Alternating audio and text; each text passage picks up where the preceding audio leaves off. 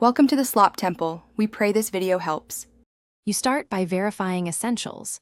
Make sure your tablet OS and WhatsApp are updated, then close background apps to free memory. Tap WhatsApp and the other app you need, because many split-screen issues stem from low RAM or outdated builds. Once done, open the Recent Apps view. On Android, use the Overview button or gesture. On iPad, prepare Slide over /split view. This primes the system and puts you in the right place to initiate split screen without wasted steps. Now activate split screen. On Android, open Recents, tap the app icon, and choose split screen or drag the card to the top. Then pick WhatsApp as the second app. On iPad, drag an app from the dock to the left or right edge, or use the multitasking button to select split view, then open WhatsApp in the other pane. Make sure to adjust the center divider so WhatsApp displays messages and input fields. This prevents truncated UI and keeps typing responsive.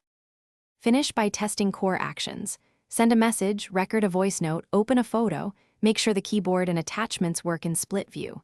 If elements overlap or controls disappear, force close WhatsApp and reopen. On Android, clear app cache and settings. If problems persist, restart the tablet and retry. As a last resort, backup chats and reinstall WhatsApp. This often resolves persistent UI bugs. If split screen still fails, check for OS known issues or WhatsApp beta notes before deeper fixes. Thanks for watching. Consider subscribing if we helped you.